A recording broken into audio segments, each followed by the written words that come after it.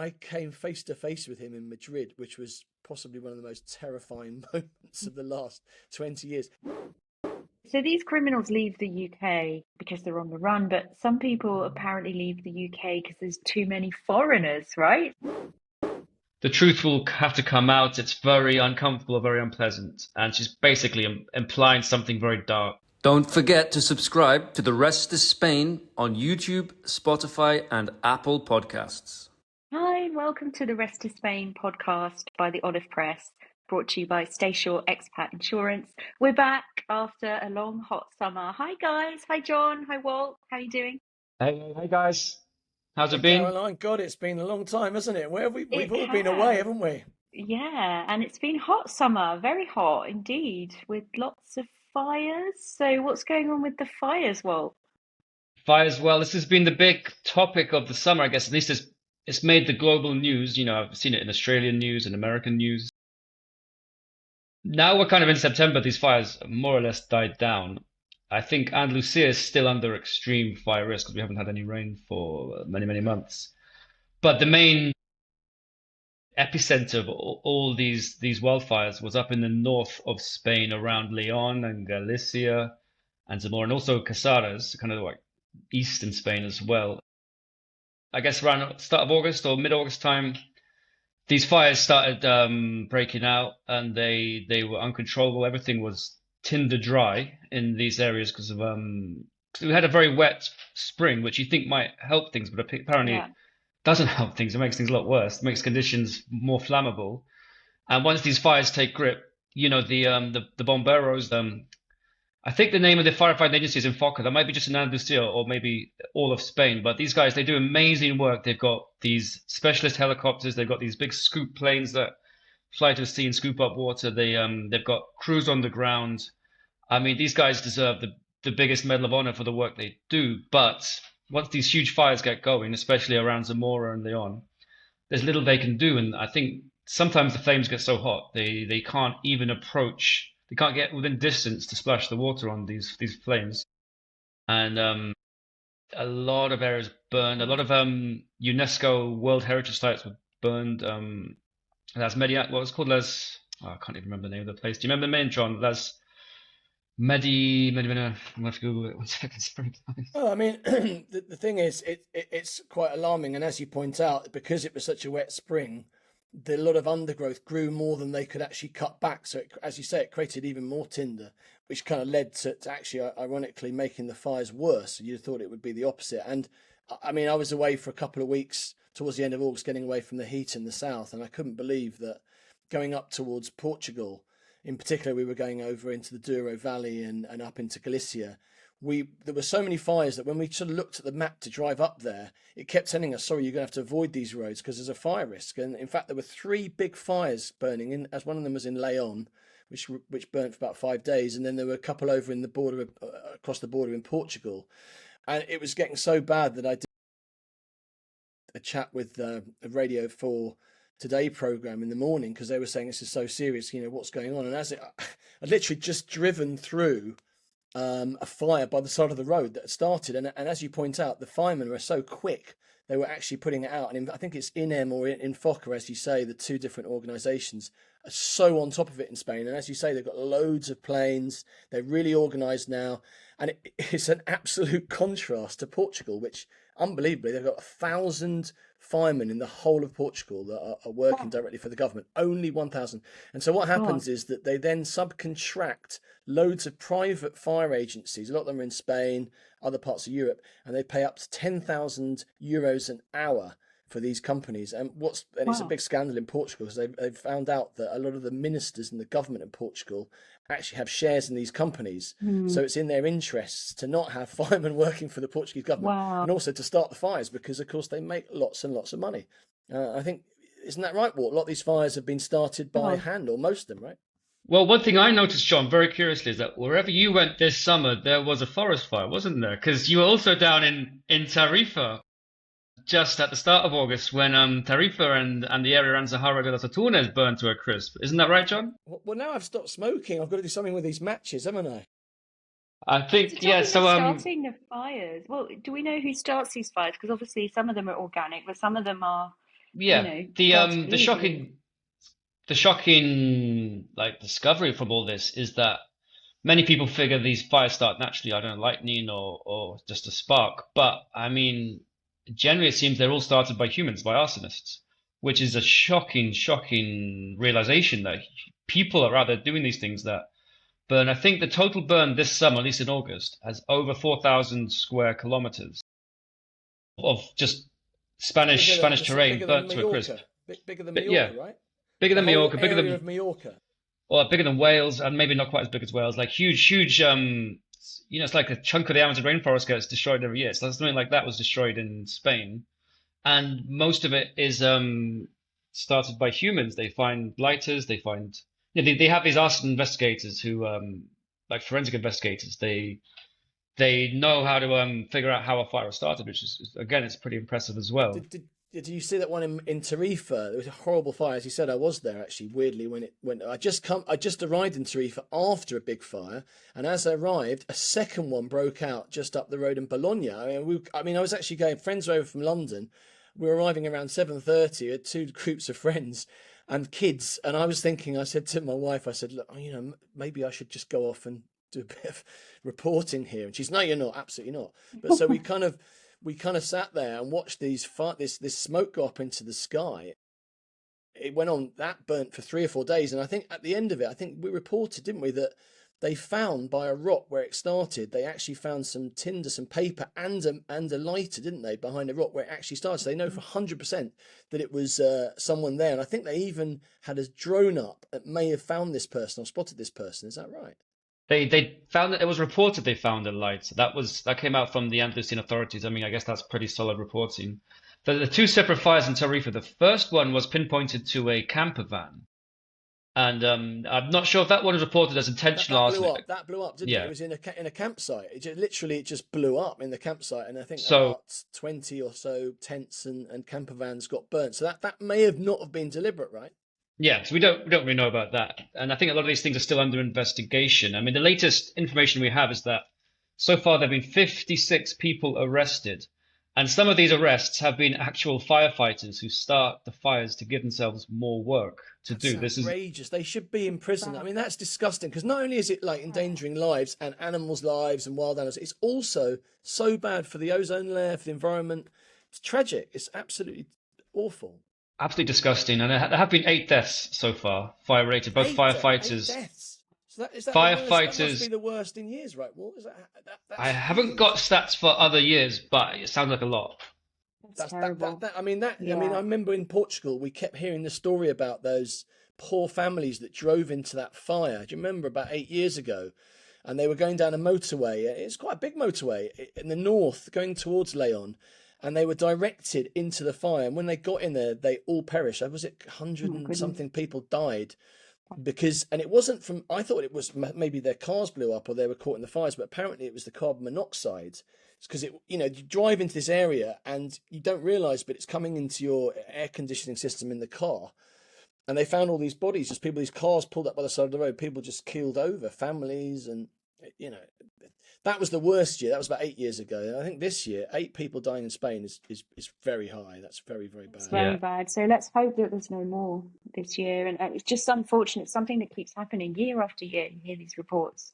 Well, we're What are the quite. sentences, Walt, by the way? What sort of sentences are they looking at?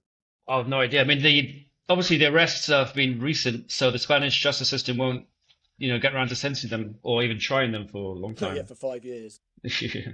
But I mean, we're very lucky. I think down in Andalusia, we haven't had a major fire. If you don't count the Tarifa fires, they were actually quite serious. But there have been no raging out of control infernos. There was one in Almeria recently, which they brought under control. They've had a couple of fires starting around Malaga, which obviously would have been pretty serious. But the Enfoca, they're there in no time, and they put it out overnight. Within several hours. There's one near Monda as well. All these fires that could have been devastating, they tackled them. Caroline, Yeah, do you they do remember some the great one work. 3 years ago, Caroline? The one in Estepona that carried on blazing and blazing. Yeah, It just they couldn't put it out for about 5 or 6 days. It and was in awful. fact, I was driving down the toll road towards Soto Grande, and I was kind of nearly caught in it. And there were police there, and they were directing everyone. You had to kind of cross over the central reservation and drive back, and there were flames. So that was quite scary. It But was yeah, no, horrible, these wasn't it? fires, it's They called it horrible. a fifth generation fire, didn't they? Which was at the time it was the only one that Spain had had. It was the second in Europe. There had been one in Greece, and as I understand it, again, I'm not a technician in fires, but as I understand it, it's where fires somehow keep resetting themselves because Yeah. the ash goes up really high. It gets so heavy, all this ash cloud, and it drops down behind and starts secondary fires. And they were just freaking out because they were so worried that if it spread into the Sierra de las Nieves and got up into the Serranía de Ronda, it would then potentially go all the way up into the north of Andalusia. I mean, they were talking about, absolute, doomsday scenario stuff. Yeah. But luckily they put it Well, out. thank goodness for the great work that the fire agencies do. One more thing to add on this, just quickly. It's not ironic, but it's kind of funny. But we're going to enter flood season soon, and if you remember, last year's Valencia floods were in October, and already we've had torrential rain in sort of Valencia, Benidorm, Tarragona area. So you could get forest fires one month, and just 6 weeks later, you could get devastating floods in Spain. So back to the news, this week's paper, and there's a really shocking story of a missing toddler, Oliver. So tell us more about this. Woof. I think it was reported a week ago or so that there was a missing toddler from Marbella, and British toddler. So obviously a lot of the expat newspapers took notice of this because he's British. And then as the details came out, it got weirder and more bizarre and a lot more gripping. So initially it was just missing toddler. Okay, fine, that's a story. Then it was missing toddler abducted by his missing British toddler abducted by his Russian mother. Oh, that's interesting. And then missing British toddler taken to Russia by Russian mother where there's no extradition. And it just seemed like a very, it's quite a gripping story. And the father, obviously, he's tried to remain anonymous, which is a bit of an ask if you want the international media to help you track down your son. But it seems the reporting is that he last saw the child on July the 4th. And around this time, he was having a custody battle with the mother. And the judge in Marbella, or the court in Marbella, awarded the father sole custody and the mother only supervised visiting rights, which is actually something highly unusual. It's very rare. If you That's think very about rare, it. It doesn't happen often.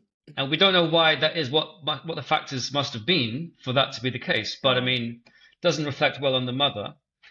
This mother, then she had the boy for a certain amount of time, and it seemed everything was normal because the father didn't report the boy missing until a month later, on August the 7th, I believe. And by this time, the mother, along with her mother, so it'll be the grandmother, and her 15-year-old sister, the aunt, they'd all vanished with the boy. And obviously, the Spanish police feared that he was within Russia and beyond their reach. And then there was a new twist, a new clue in the story over the weekend, I think, with the mother posted to her Instagram account, and she wasn't. People like the internet sleuths, they did the geolocation on the photos, and they found out she wasn't in Russia, and they identified exactly where she was, which was a shopping center in Bangkok, Armchair Thailand. detectives are brilliant. Yeah. They're amazing. You got to love them. They Wow. are so. I mean, the whole Maddie case has been that great for me. Yeah. They are brilliant. These people. They're looking at the escalators and the style of the furnishings, and they managed to pinpoint it down exactly. And it turns out the mother is a 32-year-old Russian woman who's a social media influencer. It's a relationship. Yeah, influencer. in relationships. What does that actually mean? I mean, is that Helps you have a healthy relationship. Next Champions League of influencers or something? Is it? I don't really know. So Don't she even couldn't know. resist posting then, obviously. So Well, yeah, so she couldn't even keep her head down.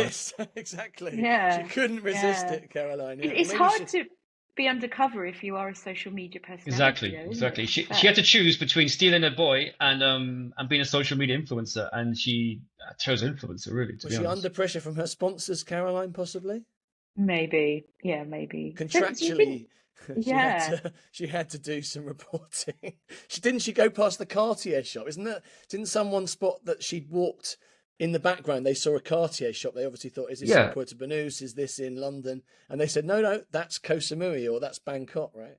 Yeah, Bangkok. I mean, yeah, it was some shopping center in Bangkok.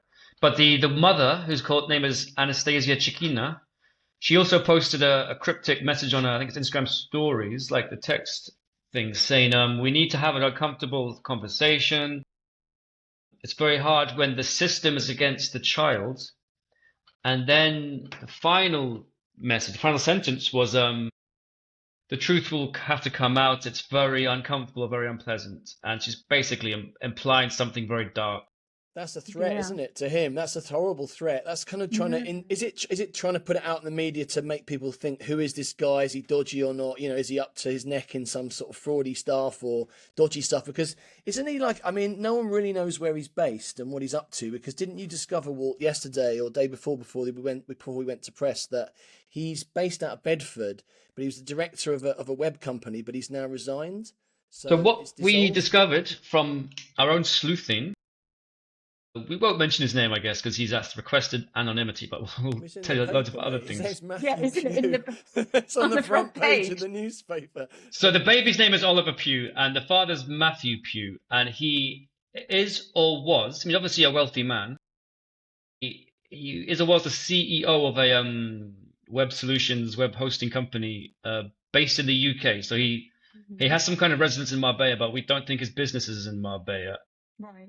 Based on his company house filings, it seems he retired from that position as CEO. So now maybe he's not doing that anymore. We're not quite sure what the details of this guy's background he's a digital yet. nomad. He must have been living in Marbella. That's hence the kibbers here. I'm guessing that he's one of these guys that kind of floated in and out, you know, digital nomad. He's probably a very decent guy. I mean, I know we're approaching him. We're trying to speak to him, getting a full interview. I know that's one of the things you're planning on doing today and tomorrow, but I think we need to meet him ideally and get the full story, right? We need to find out more. I've put feelers out. No one seems to know this woman. I mean, none of the network that I've got here, the Russian, Ukrainian networks, seem to know who she is. I don't know if she's an influencer, but she seems to be flying under the radar. It's would a you strange not, one. if you were the father, would you not, knowing that, just get on a flight to Bangkok?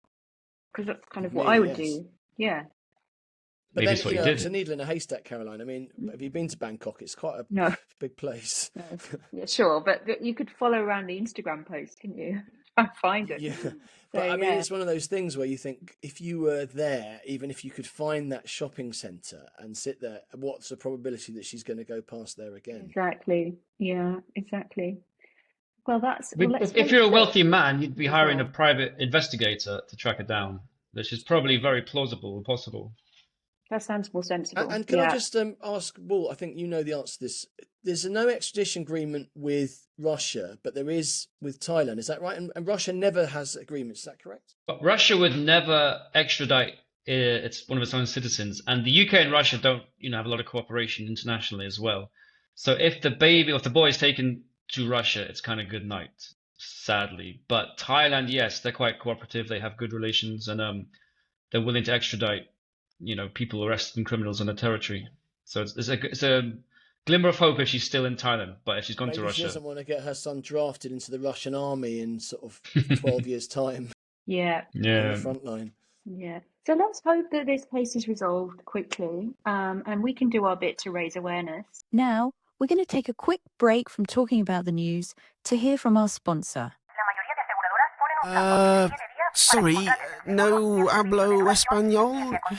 Looking for travel insurance you can understand? StaySure have been the experts in travel insurance for over 50s with pre-existing medical conditions for over 20 years. Get a quote today at staysure.com or call us free on +34 900 861 023 for a policy in plain English. StaySure Expat is a tied agent of Ergo Seguros de Viaje.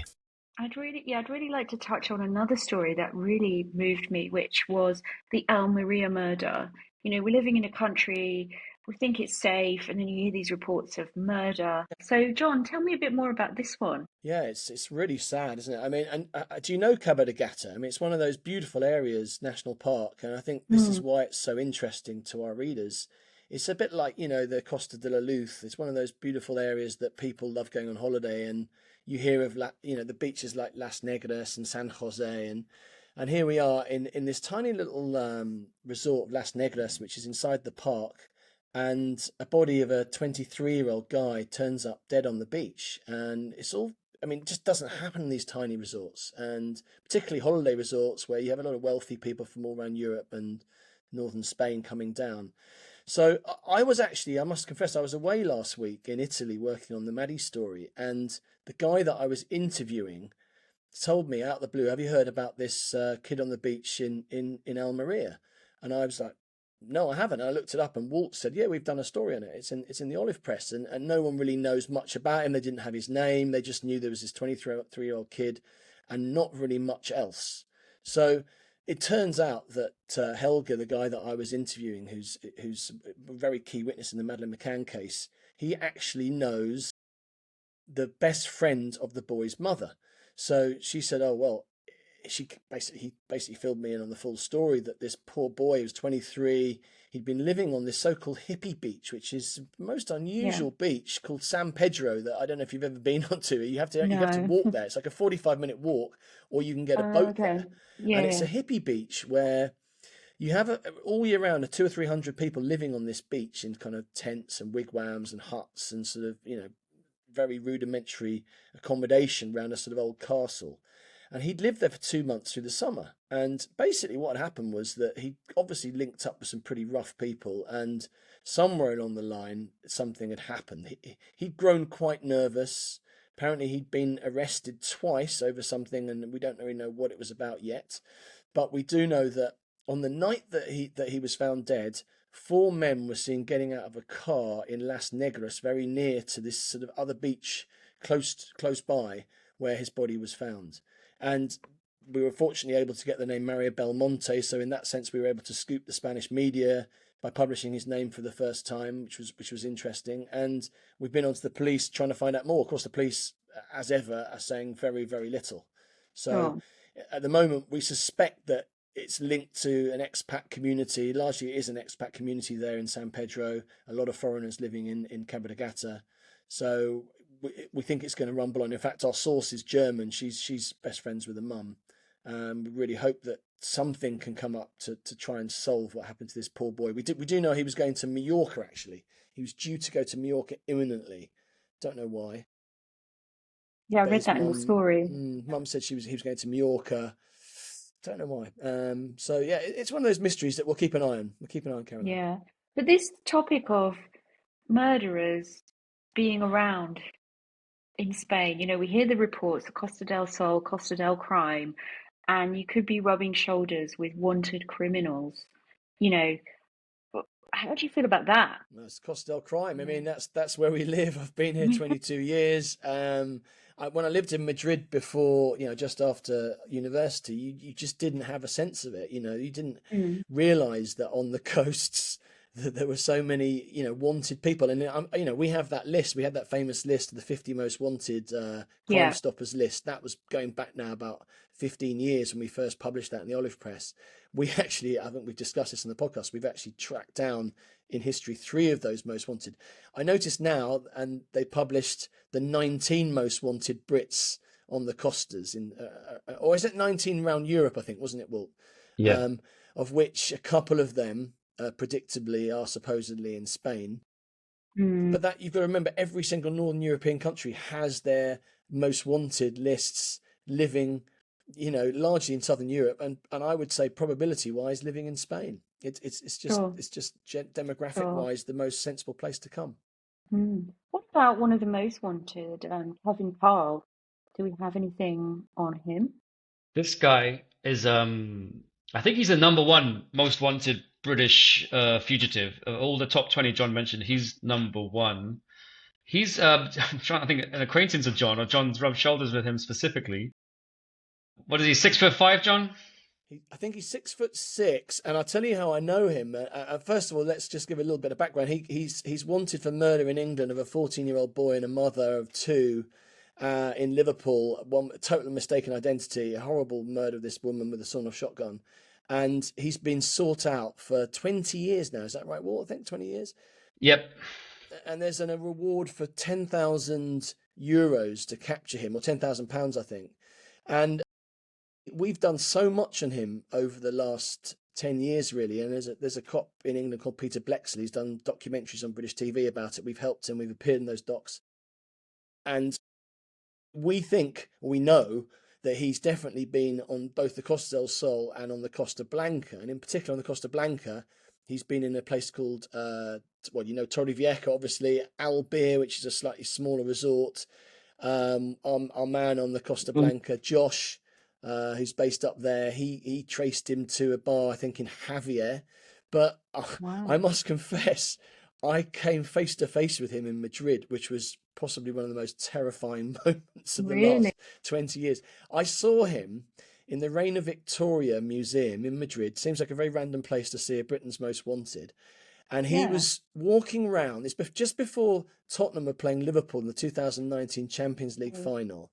And there had been rumours, Peter Blexley told us, that he was going to attend the final. He's a huge Liverpool fan. And there were rumours, he said, listen, he'll be there. He goes to other Liverpool games around Europe. He will definitely be there in Madrid. So whether he'll go to the game or not, or whether he'll just mingle amongst the 80,000 Liverpool fans that were supposedly there. Anyway, knowing this in the back of my mind, I went into the Reign of Victoria. I was looking at Guernica amongst the other paintings. And I went into the room with the Dalis.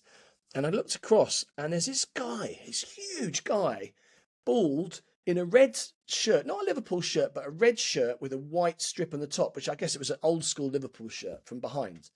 And I saw him and I thought, well, slightly balding, ginger, looked at him and thought, that's interesting. Anyway, so then he turned round and I saw it was Kevin Paul. I mean, it was Did he definitely have a Kevin scar Paul. on his face, like I it says wasn't in close your enough. olive crest paper? I wasn't close enough to see the scar at this stage. I was about 20 metres away, the other side of a kind of big, hall of a gallery of paintings. Anyway, so I took a couple of photos. One, as he walked towards me, sneaky pictures with my mobile phone. Wow, that which was I then brave. sent to the UK press, and they're like, yeah, this is him, basically. And as he walked out of the room, he clearly saw with my phone, he could see I was a Brit. I wasn't wearing a Spurs shirt, but I might be wearing this exact blue shirt. I was certainly wearing blue and not red. He looked at me, and I swear, the most scary look I've ever seen. He clocked me. I think he knew I'd taken a picture. He couldn't accuse me because he hadn't seen it, but oh my God. And then as he walked out, I then took another picture of him as he walked away, and you could see exactly the size he was. And as the police in England said, yeah, it's 6'6". That's almost certainly him. So we ran a story in it, but we couldn't, unfortunately didn't know where he was or what he was doing. I mean, a lot of people fit that description, tall, bald man, so it's not that easy to find somebody, especially British abroad. 6'6" though. I mean, how many 6'6" ginger-haired bald men who look like Kevin Paul are around? I mean, he has a distinctive look. Hopefully not too. This guy, he's what has he done? He killed a woman in her sleep. He went into her house, shot with a shotgun while she was sleeping, and he also murdered a 16-year-old. Yeah, she was a mother of two, and he murdered a 16-year-old boy. So this is not in any way a good guy or a romantic figure, but he's been on the run for 20 years, and as John said, he's been going around Europe with Liverpool Football Club, watching the matches, and going to museums in Madrid, and I think we, the other press, we had him pinned working for a drug gang and operating from a warehouse. The father and son. Do you remember that? Well, no, he was operating from a warehouse in Puerto Banús, just like 2022, I think. And yeah, he was connected to the disappearance of father and son in the Estepona area, I think around this time as well. Daniel and Liam Paul, wasn't it? Yeah. Yeah, but it's just crazy. He's one of the few people who escaped justice and got away with it. Normally it's very hard to do it. It happens in the movies. This is a guy who's pulled it off. Yeah, it's almost like legendary now. But sometimes all this stuff is a bit lip servicey, that they go, oh yeah, this is Britain's Most Wanted, Crime Stoppers, we want all these people. Because from our own experience, when we did track down this bank robber up in a little village inland near Ronda, we sent it over and they were apparently not really that interested. So we actually, it got to the point where 2 weeks later, we wanted to publish the story. We had a couple of days beforehand, we got photographs of him. I sat in a car, got pictures of this guy coming out of the house. I mean, it was definitely him. And we sent it to Scotland Yard, and they were like, yeah, well, yeah, it looks like him. So, well, look, we want to run the story in a couple of days. And they were, yeah, we'll get onto the Spanish police. Nothing happened. So then we waited. We didn't publish it. We're sensible, being sensible, clearly. And we waited.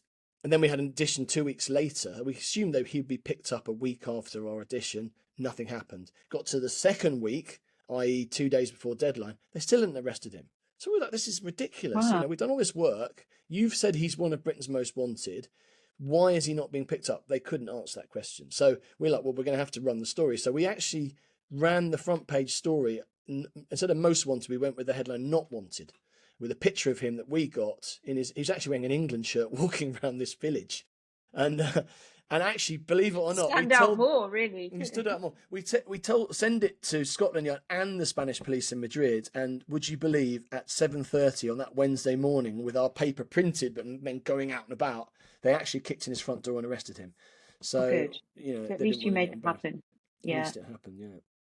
So these criminals leave the UK because they're on the run, but some people apparently leave the UK because there's too many foreigners, right? So tell us about this back page story. What's this? This all about? was a clip from our good friends at GB News, who are always stealing our stories, by the way, without crediting us. Exactly. They are as well. It's true. So this time we're going to not be stealing their story, we're crediting them. But they did you know how their agenda is very, very Nigel Farage-ish. And they went to Benidorm and did vox pop interviews with people, asking them questions, why are you in Benidorm, or what do you think about A, B, and C? And they found a woman sitting in a terrace with a friend. They've got glasses of what appears to be Cava or Bucks Fizz or something. And he says, why did you move to Benidorm? And she says, you'll probably edit this out, but because there's too many foreigners in the UK. And she said this without any sense of irony and seemed to be oblivious to the fact that she was now a foreigner in Spain. Yes. And obviously this got a lot of traction on social media, and everyone found it very funny how stupid this woman is. But not just stupid, the hypocrisy, but the kind of witless, oblivious hypocrisy of this kind of attitude. Yeah, but It's they're actually, everywhere. yeah, I can see how she would feel like that, because in these communities like Benidorm, there's a lot of English people. So she'll feel that it's more like England than England has become, maybe. Yeah. Did you see Yeah. that in Benidorm they have the Cheltenham Festival, where apparently loads of people go to Benidorm to watch the Cheltenham Festival rather than going to Cheltenham, which has become too expensive now. And they go there, and the bars open at like 10 in the morning, and the races kick off at 12 o'clock or whatever it is, and they're all in there as if they're actually at the Cheltenham Festival, sort of betting on the festival. And this started about 10 years ago, and now you have thousands of people who come over to watch the Cheltenham Festival in Benidorm. Wow. So Yeah. I mean, this it does seem with strange, the isn't it? That sorry, attitude. interrupting you, Yeah. Caroline. Sorry. No. I mean, I obviously left the UK to live a new life in Spain. Maybe you could argue I left the UK to meet English people, but not because there were too many foreigners. But It's it's one of those worrying. things where you're not. I don't know if this is something unique to the British people, or if every sort of country's like this, or every reasonably big country, but people don't appreciate that they are an immigrant. Yeah. We the Brits, we can go to anywhere in the world and have a great time, and we never see ourselves as immigrants. I don't know if it's a hang up from colonial days or days of empire, but you get this a lot. Economic migrants, aren't we? We are here for work, and we're here. Not everyone, but we of our age group, we're here because we like the lifestyle, but we also work. We have jobs. I guess as people who retire, it's a little bit different, right? They come here for different reasons. But they still bring money and they're still contributing to the society. But as an immigrant, you do have certain obligations to be a good immigrant, which would include things like learning the language, paying your taxes, assimilating, integrating as best as you can.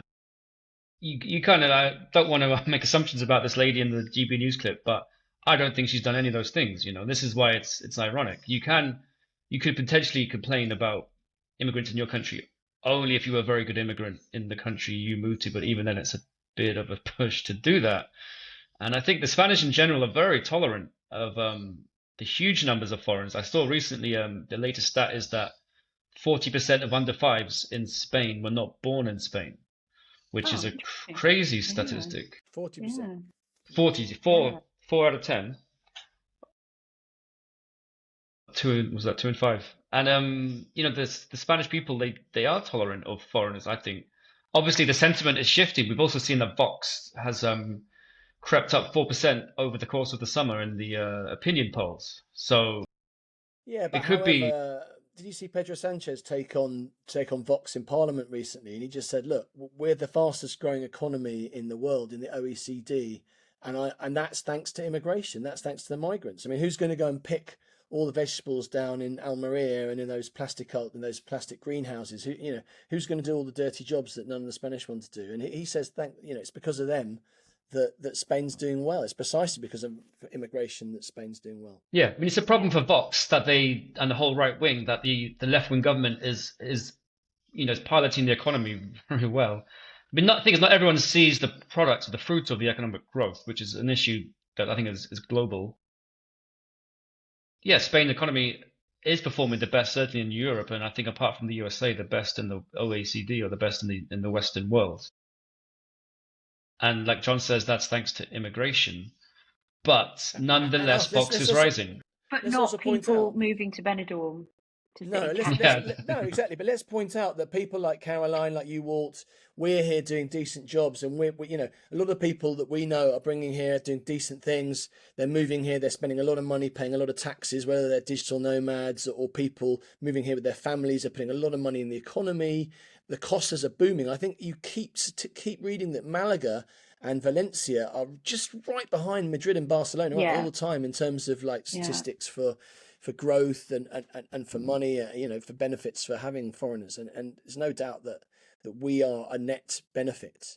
Well, I think what's driving a lot of the right wing sentiment, though, is that this economic growth, a lot of it being driven by foreigners and foreign investment, is pushing up house prices, making it unaffordable to move out of your parents' home for young people. And basically, they're getting shut out of this, big economic bonanza.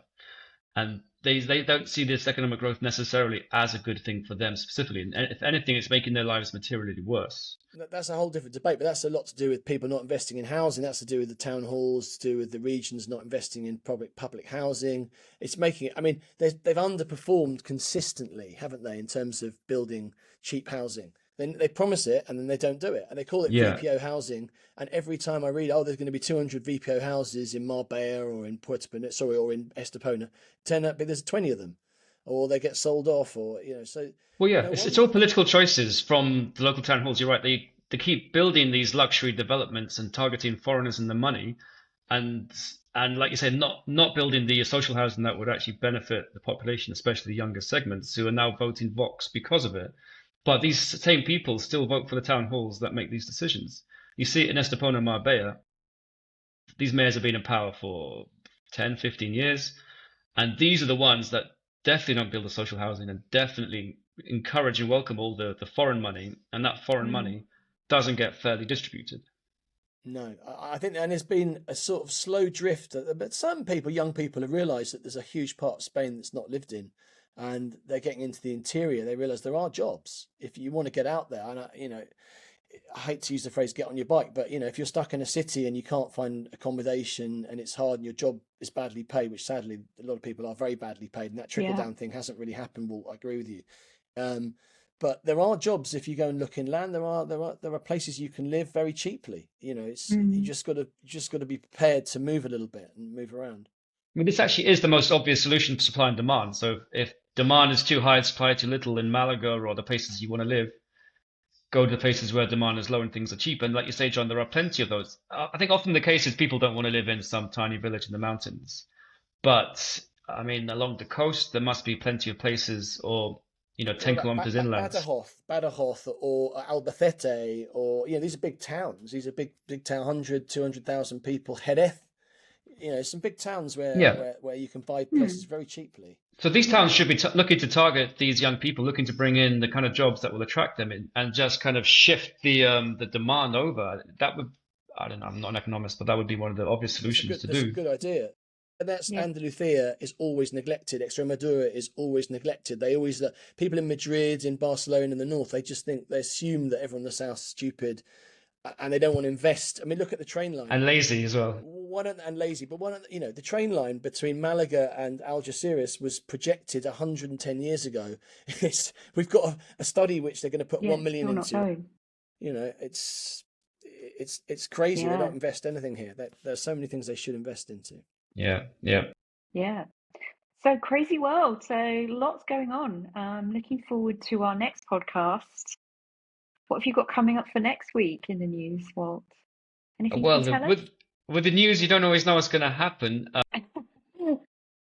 The threads we're chasing, there's loads. There's always loads. I've been doing a bit of digging around into dirty Russians in Marbella, which could be a good one. Oh, interesting. A Get us certain killed, Walt.